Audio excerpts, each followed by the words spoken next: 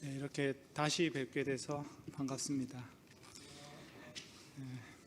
이 좋은 삶이라는 주제에 대해서 오늘 말씀을 나누려고 하는데요. 저는 예수님이 이제 오늘 이 본문을 묵상하면서 예수님이 우리에게 좋은 삶이 어떤 것인지를 말씀해 주시고 있다는 생각이 들었습니다. 사람마다 자기가 생각하는 좋은 삶이 있습니다. 그래서 그 좋은 삶을 이루기 위해서 굉장히 많은 시간을 보내고 있습니다. 좋은 대학에 들어가야 좋은 삶을 이룬다고 믿기 때문에 많은 사람들이 입시에 시간을 투자하고 있죠. 또 좋은 직장에 들어가야 좋은 삶을 이룬다고 생각하기 때문에 취업을 위해서 우리가 전심을 다하고 있죠. 돈을 벌어야 좋은 삶을 살 수 있다고 생각하기 때문에 돈 버는 일에 또 우리가 많은 시간을 보내고 있지 않습니까? 그런데 예수님은 좀 다른 각도에서 말씀하시거든요. 그거를 오늘 함께 묵상해 보고자 합니다. 그리고 우리가 예수님의 제자라면 예수님이 생각하는 좋은 삶이 뭔지를 말씀을 통해서 알고 그것을 마음에 이제 좀 붙잡아 보고 그것을 통해서 우리가 추구하는 좋은 삶과 예수님이 제시하신 좋은 삶의 이 차이가 있다면 그거를 좁혀나가는 그런 시간이 되었으면 좋겠습니다. 제가 잠시 기도하겠습니다. 성령님, 이 시간에 예수 그리스도의 말씀을 조명하여 주십시오. 그래서 주님의 말씀을 잘 깨닫고 저희가 주님이 저에게 제시하시는 좋은 삶이 무엇인지 잘 배우게 하여 주십시오. 성령께 의지하며 예수 그리스도의 이름으로 기도합니다. 아멘. 예수님의 소문이 널리 퍼졌고 많은 사람들이 예수님을 만나보고 싶어서 예수님이 계신 곳으로 찾아왔습니다. 예수님은 제자들과 함께 자주 오르시던 언덕으로 올라가셨습니다. 갈릴리 호수가 내려다 보이는 어느 곳에 예수님이 앉으셨고 뒤따르던 제자들도 예수님을 바라보며 그 주위에 앉았습니다.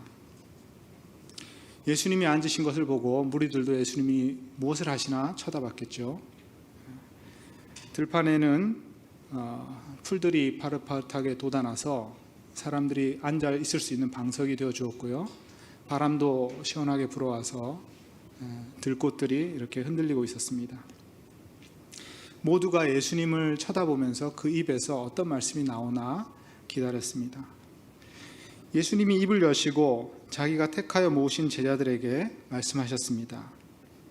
예수님의 목소리가 어디까지 들렸는지 우리는 상상할 수 없지만 많은 무리들이 조금 떨어진 곳에서 예수님의 말씀을 듣고 있었습니다.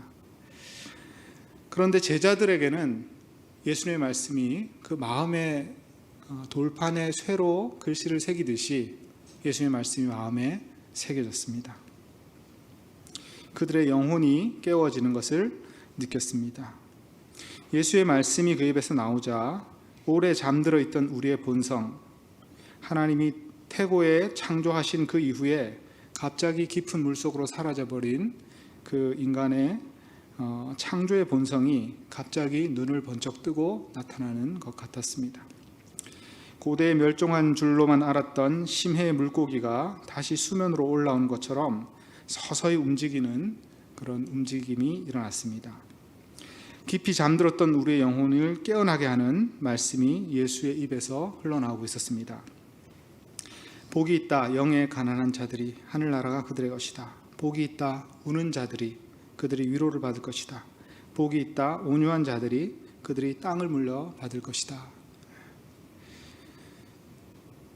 예수님의 이 말씀, 가난한 자들과 우는 자들에게 복이 있다, 이 말씀은요 사실은 구약성경 이사야의 예언을 떠올리게 했습니다.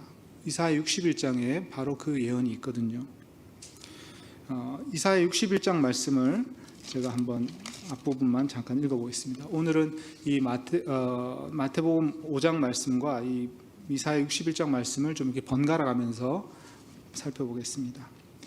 주 여호와의 영이 내게 내리셨으니 이는 여호와께서 내게 기름을 부으사 가난한 자에게 아름다운 소식을 전하게 하려 하심이라.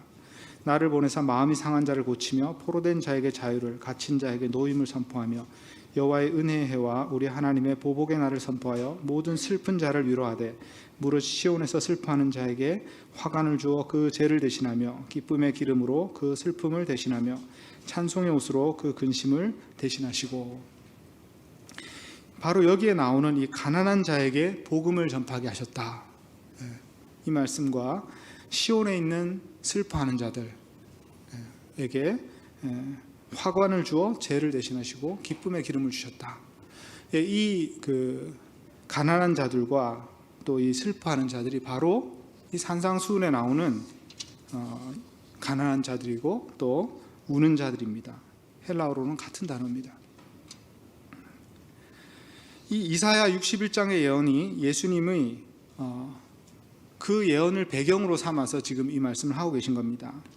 그 상황은 어떤 상황이었냐면요, 예수님이 오시기 500년 전에 있었던 일이죠.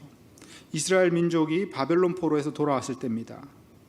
그들은 폐허가 되어버린 예루살렘과 모든 것이 무너져버리고 오래 방치된 고향 마을을 발견했습니다. 크게 낙심했겠죠. 그들이 바벨론에서 떠나올 때 불과 한 달 전인데, 그때에는 해방의 선언, 그 놀라운 복음의 소식을 듣고 귀향의 기대 속에서 환희에 차 있었습니다. 그런데 그들이 돌아온 곳에는 어린 시절에 친구들과 뛰놀던 마을도 없었고요, 부모님의 이야기 속에서 들었던 풍요하고 정겹던 풍경도 없었습니다. 돌아온 고향에는 황폐함과 초라함 뿐이었습니다. 그들은 모든 것을 다시 세워나가야 됐습니다. 무너진 집을 다시 짓고 오래 버려진 들판을 다시 갈아야 됐습니다. 환희는 실망으로 변해버렸습니다. 가슴은 무너지고 눈물이 흘렀습니다. 그나마 위안이 되었던 것은 예언자 이사야를 통해 선포된 하나님의 약속 말씀이었습니다. 때가 되면 하나님이 기름 부은 자 메시아를 보내실 것이다. 그가 오시면 그들에게 하나님의 기쁜 소식을 전하실 것이다. 이런 예언을 주신 것입니다. 주님 야훼의 영이 내 위에 임하셨다. 야훼께서 내게 기름을 부으셨다. 하나님의 영이 임한 그 메시아가 이제 가난한 자들, 슬퍼하는 자들을 찾아오시겠다. 이렇게 예언을 하신 겁니다. 예수님은 자기 앞에 앉은 제자들과 무리들에게 이스라엘의 오래된 포로 귀환의 기억과 이사야의 예언 말씀을 떠올리게 하셨습니다. 예수님은 바로 그 예언을 성취하기 위해서 오셨기 때문입니다. 예수님 자신이 하나님의 기름 부음 받은 자, 성령을 가득 안고 오셔서 나누어 주실 분이었습니다. 예수님은 제자들에게 그들이 받을 복을 선언합니다. 복이 있다, 영의 가난한 자들이. 심령이 가난한 자들, 이렇게 이제 우리가 번역을 하는데, 마음이 가난한 것, 그것도 의미가 되지만 또 한 가지 의미는 영을 갈망하는 자들, 이런 뜻도 됩니다. 왜냐하면 예수님이 이사야 61장처럼 하나님의 영을 받아서 오신 메시아시고 그분이 그 영을 나누시기 때문이죠. 이스라엘 백성들은 새 언약을 기다리고 있었죠. 새 언약은 무엇입니까? 예레미야가 예언한 내가 내 율법을 너희 마음에 새겨주겠다 하신 약속이죠. 에스겔 선지자가 약속하신 것이죠. 내가 새 영을 너에게 부어주겠다. 바로 그 약속을 이스라엘 백성들은 기다리고 있었고, 하나님의 메시아가 오시면 바로 그 약속을 성취할 것을 알고 있었습니다. 그래서 영을 기다리는 자들, 성령을 기다리는 자들, 성령을 간절히 기다리기 때문에 마음에 가난한 자들, 바로 그들이 가난한 자들이고 그들이 하늘나라를 소유할 자들입니다. 복이 있다, 우는 자들, 그들은 위로를 받을 것이다. 바로 이 이사야 61장의 예언이 성취되고 있다는 선언입니다. 이 말씀은 축복문입니다. 조건문이 아닙니다. 구원을 받으려면 이렇게 해야 된다, 이런 조건문이 아닙니다. 천국에 들어가려면 가난해져야 된다, 천국에 들어가려면 울어야 된다, 그런 말이 아닙니다. 이사야가 예언한 그 예언이 지금 성취되고 있다고 선언하는 복음 선포의 말씀입니다. 주님 야훼의 영이 내 위에 임하셨다. 야훼께서 내게 기름을 부으셨다. 그가 나를 보내셨다. 가난한 자들에게 복음을 전하고 마음이 부서진 자들을 싸매주라고, 모든 우는 자들을 위로하라고, 시온에 우는 자들에게 제 대신 화관을, 울음 대신에 축제의 기름을, 낙심의 영 대신에 찬송의 옷을 주라고 나를 보내셨다. 예수님은 제자들 앞에 하나님의 계획이 새로운 단계로 들어가고 있다는 것을 말씀하고 계셨습니다. 그 역사의 문을 활짝 열고 계셨습니다. 어떻게 펼쳐질 것인가? 하나님은 어떤 방식으로 이 세상을 새롭게 통치하실까? 그런 기대를 품게 합니다. 이사야의 예언 속의 가난한 자들과 우는 자들은 하나님이 통치하시는 도시를 세우기 위해서 황폐한 옛 땅으로 보내졌습니다. 그런데 그들은 눈앞에 펼쳐진 광경에 놀라지 않을 수 없었습니다. 처음에 그들은 하나님이 세우실 새 예루살렘에 대해서 큰 기대를 품었겠죠. 그러나 옛 땅에 도착한 그들은 아무런 희망이 없어 보이는 현실 앞에서 낙심하고 슬퍼하게 되었습니다. 그들은 하나님 때문에 가난해졌고 하나님 때문에 슬퍼졌습니다. 초라한 현실과 무능력한 자신들을 발견했기 때문입니다. 그들의 예상과 달리 하나님의 위대한 일이 일어날 조짐이 그들 눈에 전혀 보이지 않았습니다. 예수님은 제자들과 함께 오래 무너지고 황폐하게 방치되어 온 이스라엘의 역사, 인류의 역사를 보고 계셨습니다. 그러나 예수님은 그들에게 이제 이사야의 예언이 성취되었다는 기쁜 소식을 선포하십니다. 이제 너희에게 하나님 나라가 주어질 것이다. 이제 너희의 슬픈 마음을 하나님이 위로하실 것이다. 하나님의 영을 내가 너희에게 나눠줄 것이다. 그 영이 오셔서 너희의 가난을 희망으로, 너희의 슬픔을 기쁨으로 바꾸실 것이다. 너희는 그 영이 부어지는 날을 간절히 사모하여라. 그 영은 이미 나와 함께 오셔서 너희와 함께 하시며 내 안에서 자기 일을 하고 계신다. 그 영을 사모하는 자들이, 그 영을 사모해서 마음이 가난해진 자들이 복이 있다. 그 영이 너희를 하나님의 나라 안으로 이끌 것이기 때문이다. 그 영과 함께 너희는 세상이라는 들판에서 새싹처럼 움터나는 하나님 나라를 보게 될 것이다. 이처럼 팔복선언 말씀의 처음 두 말씀은 이사야 61장 말씀을 배경으로 삼습니다. 이 선언은 조건문이 아니라 축복문이며 기쁜 소식 곧 복음의 선언입니다. 예언자 이사야를 통해 이스라엘에게 주어졌던 오래된 약속이 지금 성취되고 있습니다. 그러므로 이 말씀은 하나님의 거대한 이야기 속에서 제자들과 오늘 우리들이 어떤 위치에 있는지를 보여주는 말씀입니다. 하나님은 황폐한 인류의 역사 속에서 오래된 이야기의 새로운 장을 시작하고 계십니다. 오래 버려져 있던 하나님의 도시를 재건할 사람들을 불러 모으는 이야기입니다. 그런데 그것은 땅 위의 예루살렘을 복구하는 것이 아닙니다. 하늘에서 내려올 예루살렘을 위해서 땅에 기초를 만드는 일입니다. 예수님 앞에 복음의 선언을 듣는 이 보잘것없는 사람들이 바로 그 위대한 프로젝트의 일꾼들이 될 것입니다. 하나님의 임재의 흔적이 완전히 사라져버린 세상을 보며 슬퍼하고 있는 이 사람들, 세상을 바꾸기에는 아무 힘도 재능도 가진 것이 없는 가난한 사람들, 처음에 놀라운 부름을 받고 기뻐서 응답했지만 지금은 크게 실망한 사람들, 이 사람들을 하나님은 하나님의 놀라운 일꾼들로 변화시키십니다. 그런 하나님의 계획이 예수님의 복음 선포와 함께 지금 실행되고 있습니다. 오늘 우리의 이야기로 잠깐 돌아오겠습니다. 오늘 우리가 느끼는 가난함, 하나님의 뜻을 이루기에는 터무니없을 정도로 가진 것이 아무것도 없다는 것을 느낄 때 느껴지는 감정입니다.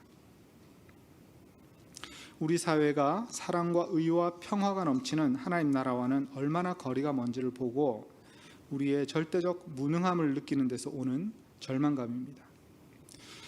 우리가 느끼는 슬픔은 하나님과 사람과 모든 창조물이 평화롭게 살아야 될 이 땅에서 인류의 탐욕과 불의가 또 그것이 초래한 고통으로 이 땅이 더럽혀져 있는 현실을 보면서 느끼는 슬픔입니다. 비참한 현실, 안타까운 소문을 뉴스를 통해 들으면서 그것에 압도되어서 느끼는 궁핍함입니다. 맡은 과업은 거대하고 교회는 비참할 정도로 초라합니다. 그러나 이 가난함과 슬픔이 우리를 절망하고 무너지게 해서는 안 됩니다. 예루살렘 귀한 자들에게 이사야가 선포한 말씀, 갈릴리 민초들에게 예수님이 선포한 그 복음이 다시 들려지고 있기 때문입니다. 그 가난함과 슬픔이 기쁨으로 바뀌는 이야기가 있기 때문입니다. 우리로 하여금 가난함과 슬픔을 넘어서서 하나님 나라의 희망을 다시 회복할 수 있게 해주시는 하나님의 방법이 있습니다. 그것은 바로 야훼의 영이 우리 각 사람에게 부어지는 일입니다. 야훼의 영을 가득 안고 오신 메시아 예수님은 자기를 믿고 따르는 사람에게 그 영을 부어주셨습니다. 팔복선언을 갈릴리 언덕에서 처음 듣고 있던 제자들에게는 그 복의 의미를 완전히 깨달을 그런 기회가 아직은 없습니다. 그 이야기가 처음 펼쳐졌기 때문이죠. 그러나 우리는 어떻습니까? 시간이 좀 더 흘렀죠. 우리는 예수님의 이야기를 더 알고 있습니다. 예수님의 이런 말씀을 우리가 들었습니다. 누구든지 목마른 자는 나에게 와서 마셔라. 나를 믿는 자는 성경이 말하는 것처럼 그 배에서 생명수의 큰 강이 흘러나올 것이다. 내가 진실로 너에게 말한다. 내가 떠나는 것이 너에게 더 나은 일이다. 내가 떠나지 않으면 위로자가 너에게 오시지 않을 것이기 때문이다. 내가 가면 그분을 너에게 보낼 것이다. 위로자, 보혜사, 성령님을 말씀하죠. 진리의 영, 그는 너희를 모든 진리 안에서 인도하실 것이다. 그는 스스로 말하지 않고 듣는 것들을 말하고 오는 것들을 너희에게 알리실 것이다. 그는 나를 영화롭게 하실 것이다. 내 것으로부터 받아서 너희에게 알리실 것이기 때문이다. 베드로 사도는 오순절날 이렇게 설교했습니다. 회개하여라. 너희 각자가 예수 그리스도의 이름으로 너희 죄를 사해주는 세례를 받아라. 그리하면 성령을 선물로 받을 것이다. 갈릴리 언덕의 산상수훈 이후로 수년이 흐른 뒤에 제자들은 예수님의 십자가와 부활 사건을 보았습니다. 그리고 오순절 사건을 경험했습니다. 예수님은 승천하신 후에 약속하신 대로 성령을 보내셨고 그 이후로 성령님이 제자들 각 사람 안에서 그들과 함께 머물고 계십니다. 성령님은 예수의 말씀을 기억하게 하며 예수의 가르침을 깨닫게 하심으로써 제자들을 진리 안에서 인도하십니다. 오늘날 그리스도인들이 성령이 자기 안에 내주하시는 것을 깊이 인식하지 못하는 것 같습니다. 그것이 안타까운 일입니다. 성령님이 마치 안 계신 것처럼, 마치 우리가 구약시대에 살고 있는 것처럼, 유대인들의 신앙을 우리가 믿고 있는 것처럼 그렇게 믿는 사람들이 많이 있습니다. 이렇게 십자가, 부활, 성령 강림의 결정적인 사건이 일어났기 때문에 그 이후 시대에 사는 우리와 같은 제자들에게 예수님의 팔복 선언의 말씀은 더 온전하게 됩니다. 더 이상 우리는 절망적으로 가난한 자가 아닙니다. 절망적으로 슬퍼하는 자가 아닙니다. 우리의 가난과 슬픔은 이제 희망 안에 있습니다. 이제 우리의 가난은 성령을 더 잘 알고자 하는 갈망입니다. 우리의 슬픔은 슬퍼하는 자와 함께 슬퍼하고 우는 자와 함께 울고 그러나 기뻐하는 자들과 함께 기뻐하는 하나님의 제사장의 중보기도가 됩니다. 슬픔은 기도가 되는 것이죠. 예수님의 복음 선포 이후로 영에 가난한 사람들은 이제 성령과 동행하며 성령과 더 친밀함을 경험하고자 하는 갈망을 지닌 사람입니다. 슬퍼하는 사람은 이제 세상의 슬픔과 함께하지만 그 슬픔을 희망의 간구로 바꾸어서 중보기도로 올리는 사람들입니다. 예수님의 세 번째 축복 말씀은 시편 37편에서 나왔습니다. 복이 있다 온유한 자들이 그들이 땅을 물려받을 것이다. 시편 37편 11절에 이런 말씀이 있죠. 그러나 온유한 자들은 땅을 차지하며 풍성한 화평으로 즐거워하리로다. 잠시 후에는 악인이 없어지리니 내가 그곳을 자세히 살필지라도 없으리로다. 그러나 온유한 자들은 땅을 차지하며 풍성한 화평으로 즐거워하리로다. 이 온유하다는 말은 히브리어로 번역을 하면요, 아나브라는 형용사죠. 그런데 이 아나브라는 형용사가 가난하다는 말로도 번역되고요, 헬라어로, 또 헬라어로 온유하다는 말로도 번역이 됩니다. 그래서 첫 번째 복 선언의 말씀, 가난한 자들, 이것도요 아나브고, 세 번째 이 온유한 자들도 아나브입니다. 예수님은 이 시편 이사야 61장과 시편 37편을 이렇게 의도적으로 연결시키셨습니다. 제자들은 당연히 그렇게 알고 있었죠. 같은 단어니까요. 그들의 귀에는 같은 단어로 예수님 말씀하셨으니까요. 예수님은 온유한 자가 복되다고 선언하십니다. 제자들에게 시편 37편에 나오는 온유한 자의 태도로 세상의 악을 대면하라고 하시는 것입니다. 이 짧은 복의 선언에는 시편 37편의 모든 뜻이 다 담겨 있기보다는 언뜻 비춰지고 있기만 하지만 예수님은 제자들에게 다른 기회에 이것을 더 자세하게 틀림없이 자세하게 가르치셨을 것입니다.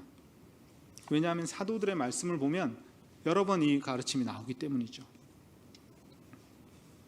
예수님은 세 번째 복의 선언을 통해서는 첫 번째와 두 번째 선언을 좀 더 확장하시는 겁니다. 처음 두 개의 복 선언은 그야말로 순전한 복음 선언 그 자체였다면, 세 번째 선언은 제자 공동체가 현실적으로 세상에 아직 만연한 악에 대해 어떤 태도를 지녀야 될지를 말씀해 주는 것입니다. 하나님 나라는 예수님과 함께 이 땅에 임하였지만 악은 세상에 당분간 남아 있습니다. 그것에게 허락된 시간을 채울 것입니다. 그러므로 제자들은 그들과 잠시 함께 존재할 이 악에 대처하는 방법을 배워야 됩니다. 예수님이 지시하신 37편을 보면요, 온유한 사람은 악인의 성공에 대해 분노하거나 불평하지 않습니다. 그 대신에 여호와 하나님을 믿고 야훼 하나님을 믿고 선을 행합니다. 자기의 길을 하나님께 맡깁니다. 그리고 야훼 하나님을 자신의 흔들림 없는 기쁨의 이유로 삼고 마음의 소원을 이루어 주시는 하나님께 기도합니다. 악인의 악이 승리하는 시절은 잠시 진행되지만 곧 지나가 버립니다. 결국은 하나님의 뜻이 이루어지고 하나님의 뜻을 행하는 자들이 땅을 차지하게 될 것입니다. 온유한 사람은 세상에 악이 잠시 남아있을 것을 알고 악의 현존에도 불구하고 하나님의 궁극적 승리를 믿는 사람입니다. 악이 존재하지만 하나님을 신뢰하고 의지하면서 악에 맞서서 하나님께 중보의 기도를 올리는 사람들입니다. 그리고 모든 악을 통해서도 결국 선을 이루실 하나님을 신뢰하고 하나님을 흔들리지 않는 기쁨의 근원으로 삼습니다. 악을 대할 때 온유한 자가 되어라. 이 가르침이 사도들에게 여러 모양으로 전해졌을 것입니다. 한 가지 예를 들어보겠습니다. 야고보서 1장 20절 말씀입니다.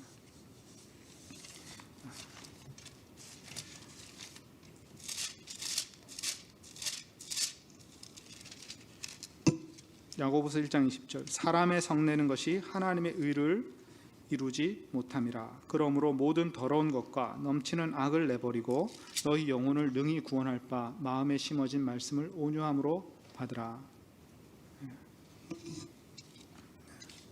자, 여기에는 우리가 방금 읽은 말씀과 유사한 주제들이 나옵니다. 사람의 분노가 하나님의 의를 이루지 못한다. 그러므로 대신에 마음에 심겨진 말씀을 온유함으로 받아라. 같은 단어가 나옵니다. 마음에 심겨진 말씀은 뭘까요? 이거는 예레미야 예언이 이루어진 거죠. 너희 마음에 내 율법을 새기리라. 성령님이 오셔서 우리 마음에서 들려주시는 하나님의 말씀을 말합니다.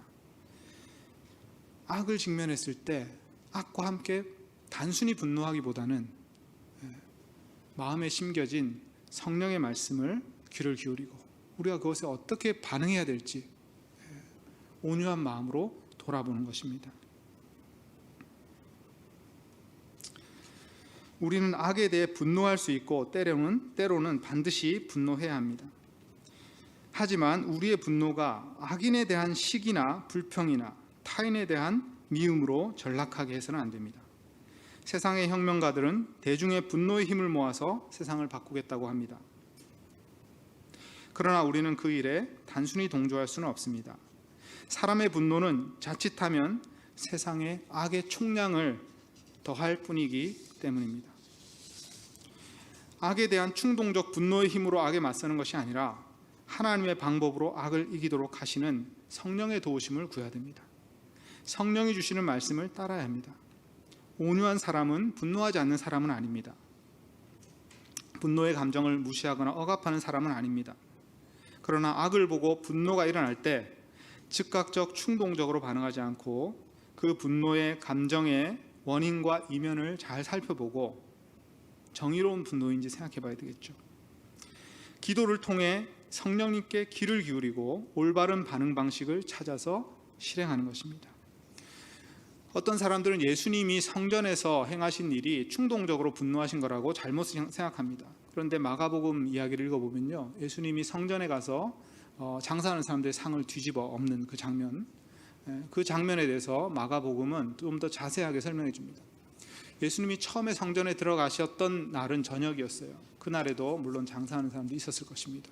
예수님은 그곳을 한번 둘러보시고 나옵니다. 그리고 그 다음날 아침에 가서 그 상을 뒤집어 엎습니다. 예수님의 분노의 표현은 온유한 것이었기 때문이죠.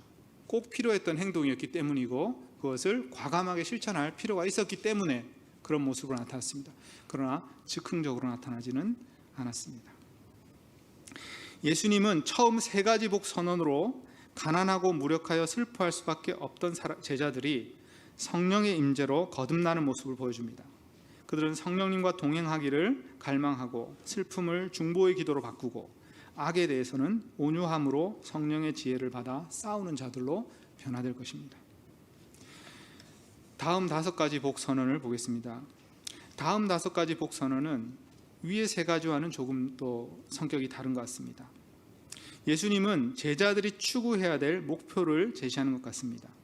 성령님을 통해 변화된 제자들은 의로운 삶을 추구하는 사람들이 될 것입니다. 이 5가지 복을 순서대로 가만 들여다보고 있으면요, 어떤 구조가 보입니다. 6절에는 의에 줄이고 목마름이 나오죠. 그리고 10절에는 의 때문에 핍박받는, 그러니까 의와 의가 나옵니다. 그리고 가운데 긍휼을 베푸는 것, 마음이 깨끗한 것, 그다음 화해를 이루는 것, 이 3가지가 나옵니다.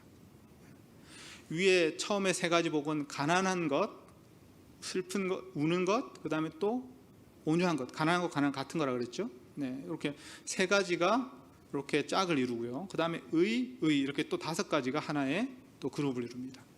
그러면 이 처음에 나온 의와 마지막에 나온 의를 그 안에 갇혀 있는 이 3가지가 뭔가요? 바로 그 의로운 삶의 내용을 말하는 것이죠.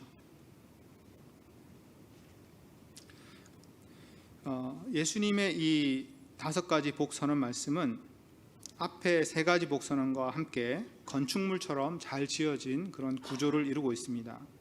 왜 이렇게 구조를 이루고 있는가 하면은 옛날 사람들은 잘 외우기 위해서 또 잘 기억하기 위해서 이렇게 말을 했습니다. 그래서 어떤 아름다운 구조를 이루고 있는 것이죠. 그래서 의로운 삶의 모습이 입체적으로 제시되게 하였습니다. 의로운 삶이란 무엇인가? 긍휼을 베푸는 삶이고 마음이 깨끗한 삶이고요. 그 다음에 화해하는 삶입니다. 평화를 이루는 삶입니다. 긍휼은 하나님이 모든 창조물을 향해 품으신 마음입니다. 이 마음을 우리 주위의 모든 창조물, 특별히 우리의 가까운 이웃을 향해 품는 것이죠. 고난받는 이웃에게 긍휼을 베푸는 삶을 사는 것은 하나님이 기뻐하시는 의로움입니다. 또 화해를 추구하는 것, 히브리어로는 샬롬입니다. 평화라고도 하죠. 이것은 전쟁이 없는 것이 아니고 싸움이 그치는 것이 평화가 아니고 모든 관계가 회복되어 가지고 모두가 다 번영하는 것입니다. 그것이 구약이 말한 샬롬입니다. 모든 관계의 온전한 회복, 그리고 모두의 함께 번영함, 이것이 바로 평화입니다. 샬롬이고 화해입니다.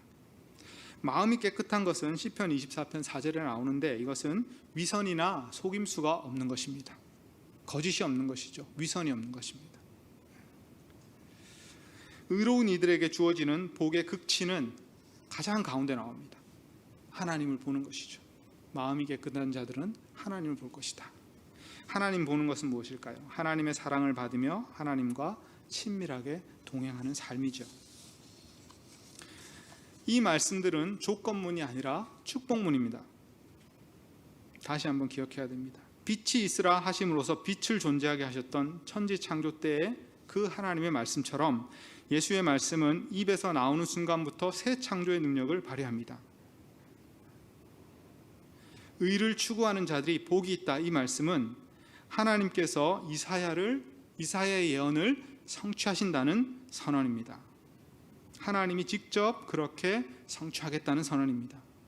이사야의 예언처럼 그들은 하나님이 스스로를 빛나게 하기 위해 세우신 의로운 나무들이 될 것입니다. 이사야 61장 한번 보겠습니다. 이사야 61장 3절부터 보겠습니다. 3절 중간에 보시면 찬송의 옷으로 그 근심을 대신하시고, 그 다음부터입니다. 그들이 의의 나무 곧 여호와께서 심으신 그 영광을 나타낼 자라 일컬음 받게 하려 하심이라. 그들은 오래 황폐하였던 곳을 다시 쌓을 것이며 옛부터 무너진 곳을 다시 일으킬 것이며 황폐한 성읍 곧 대대로 무너져 있던 것을 중수할 것이라.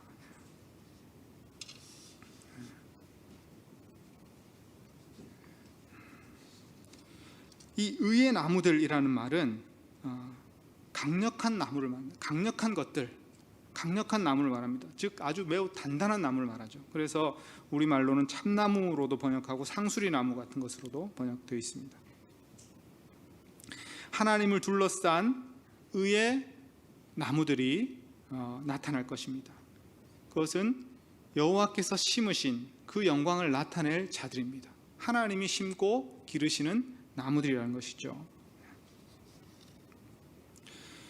하나님이 하나님의 백성을 의의 나무로 심으시고 그들을 강하게 기르신 다음에 하나님을 호위할 하나님의 백성으로 삼으신다는 겁니다. 하나님은 그들을 자랑스럽게 생각하시고 그들을 통해 하나님의 이름을 열방 앞에서 빛내신다는 것입니다. 예수님은 자기 제자들을 이사야가 예언한 그런 의의 나무들로 세우실 계획이었습니다. 그래서 그들에게 그들이 추구할 의로운 삶이 어떤 모습인지를 제시한 것입니다. 예수님의 제자들은 이 말씀을 암송해서 마음에 새겼던 것이 분명합니다.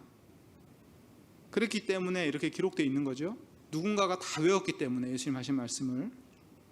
예수님은 한 번만 가르치신 것은 아닙니다. 여러 번 같은 말씀을 가르치셨을 것입니다. 그래서 우리 마음속에 그것이 기억되게 하셨을 것입니다. 그래서 사도들은 그것을 기억했고 외웠고 기록했습니다. 그래서 우리에게 전해진 것입니다.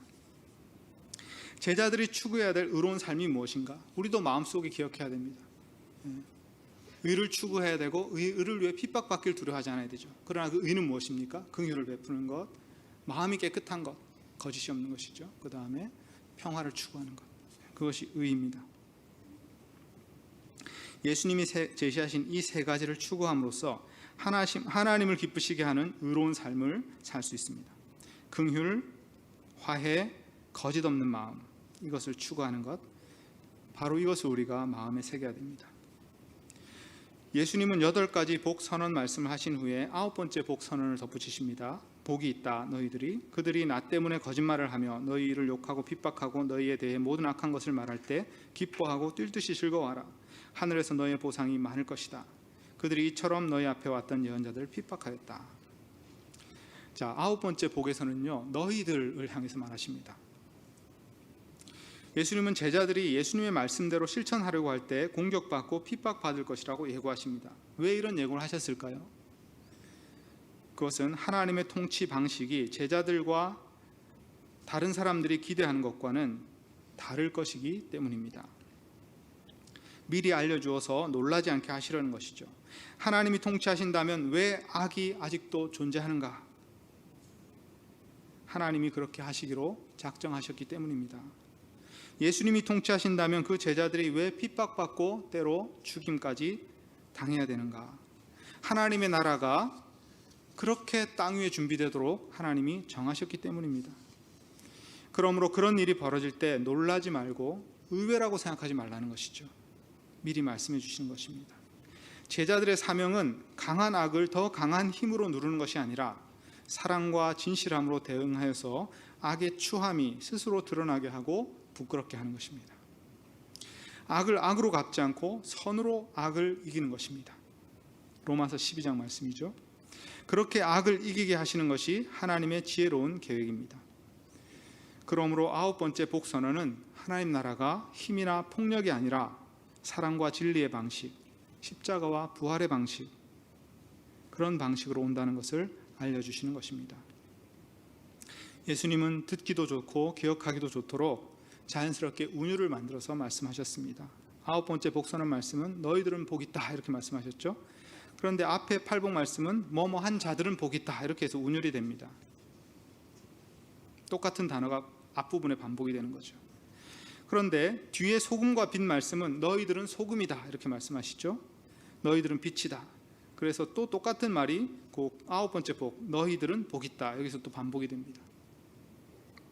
운율을 이루는 것입니다. 자, 이제 소금과 빛 말씀을 살펴보겠습니다. 너희는 땅의 소금이다. 소금이 맛을 잃으면 그 무엇으로 소금을 짜게 하겠느냐. 아무 것에도 쓸모가 없다. 밖에 던져져 사람들에게 밟히는 것 외에는. 소금이 짠맛을 잃을 경우가 있습니까? 정제된 소금은 짠맛을 잃지 않습니다. 그런데 옛날에 그 고대 소금은요, 짠맛과 쓴맛이 섞여 있었습니다. 정제를 할 기술이 없었기 때문에. 그런데 소금을 잘못 저장하면 습기가 차고 그러면요, 짠맛은 이렇게 밑으로 빠져버립니다. 그러면 쓴맛만 남게 되는 것이죠. 자, 소금이 상해가지고 쓴맛만 남게 되면 거기다 좋은 소금을 뿌려서 다시 짜게 만들겠느냐? 그렇지 않는다는 거죠. 그 소금 버리고 좋은 소금을 그냥 쓰는 것이죠.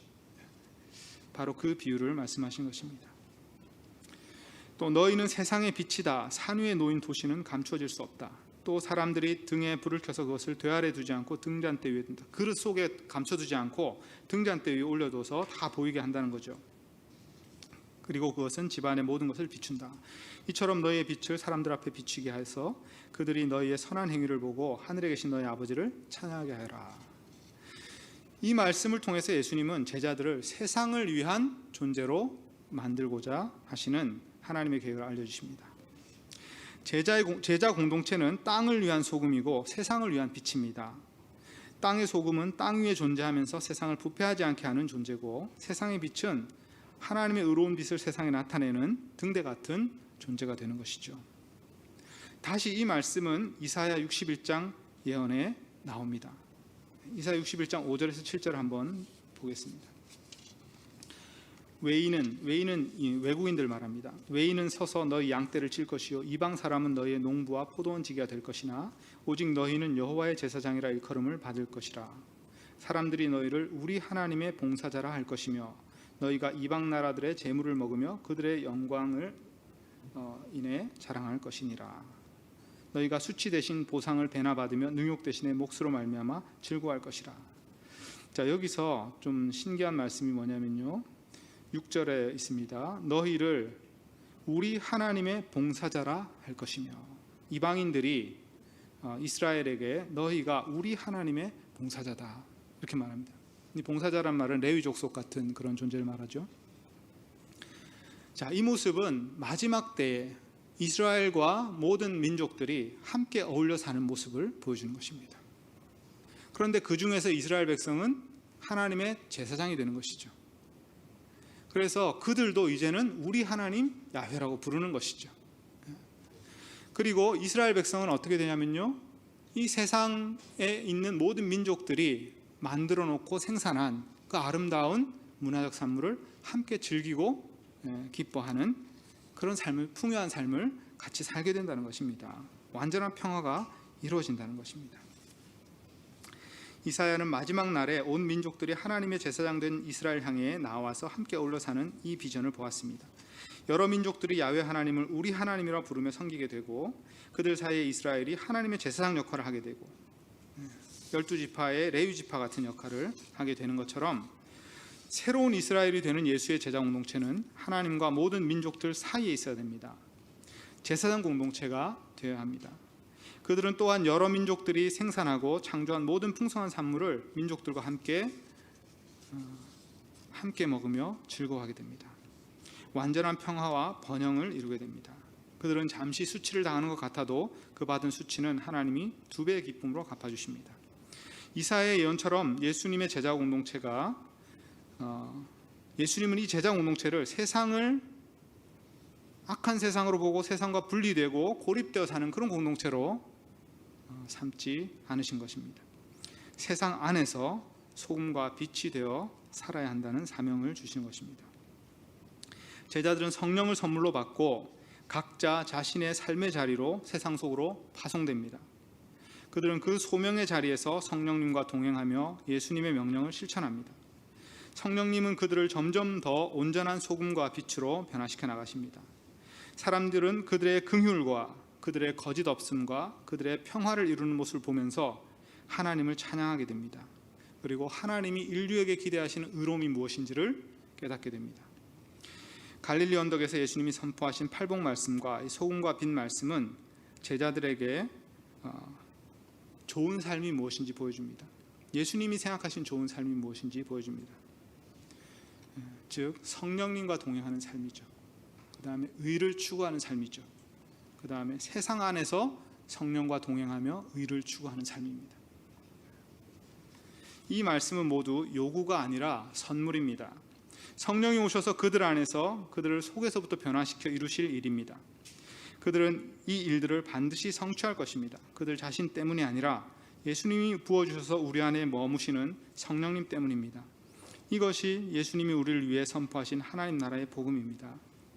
우리를 불러 성령을 선물로 주시고 결국 황폐한 인류의 이야기를 하나님의 은혜의 이야기로 바꿔놓는 것입니다. 우리를 의의 나무들, 하나님의 제사장들로 세우신다는 그런 말씀입니다. 좋은 삶은 바로 이 목표를 향해 추구하는 삶이겠죠. 예수님이 제시하신 좋은 삶은 성령과 동행하는 삶, 의를 추구하는 삶, 세상 안에서 세상을 위해서 성령과 동행하며 의를 추구하는 삶입니다. 우리는 이제 이 말씀에 어떻게 반응해야 될까요? 몇 가지 생각해 봤습니다. 첫째는 이 말씀을 우리가 날마다 읽고 묵상해 봐야 되겠습니다. 예수님이 말씀하신 이 8가지 복 선언을 암송해 봐야 되겠습니다. 앞에 3가지, 가난한 자, 우는 자, 온유한 자. 이것은 악이 남아있는 세상 안에서 성령님과 동행하는 삶을 가리키죠. 뒤에 5가지, 의에 줄이고 목마른 자, 긍휼을 베푸는 자, 마음이 깨끗한 자, 평화를 이루는 자, 의 때문에 핍박하는 자는 그들이 추구하는 의로운 삶을 가리킵니다. 긍휼과 정직함과 평화. 그리고 이어서 나오는 소금과 빛의 말씀은 우리를 세상 안으로 보내셔서 그 안에서 성령과 동행하고 의로운 삶을 살라는 하나님의 뜻을 가르쳐 줍니다. 이 설계도를 우리 마음속에 간직하는 것이 첫 번째 적용입니다. 두 번째 적용은 우리를 향한 하나님의 계획을 믿음으로 받아들이는 것입니다. 이게 정말 될까? 네, 된다고 믿고 받아들이는 겁니다. 이사야 61장으로 다시 한번 돌아가겠습니다. 10절, 11절 제가 읽어보겠습니다. 내가 여호와로 말미암아 크게 기뻐하며 내 영혼이 나의 하나님으로 말미암아 즐거워하리니 이는 그가 구원의 옷을 내게 입히시며 공의의 겉옷을 내게 더하심이 신랑이 사모를 쓰며 관입니다. 신부가 자기 보석으로 단장함 같게 하셨습니다. 땅이 싹을 내며 동산이 거기 뿌린 것을 움돋게 함같이 주 여호와께서 공의와 찬송을 모든 나라 앞에 솟아나게 하시리라. 바로 이 이사야가 예언을 하다가 감동을 받아서 찬양을 하는 것입니다.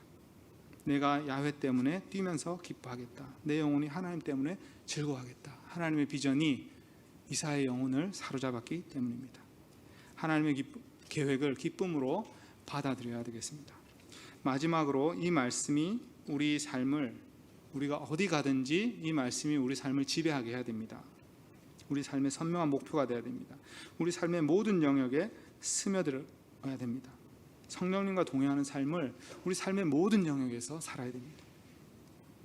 슬퍼하는 사람과 슬퍼하고 악을 직면할 때 하나님께 중보의 기도를 올리는 삶을 살아야 됩니다.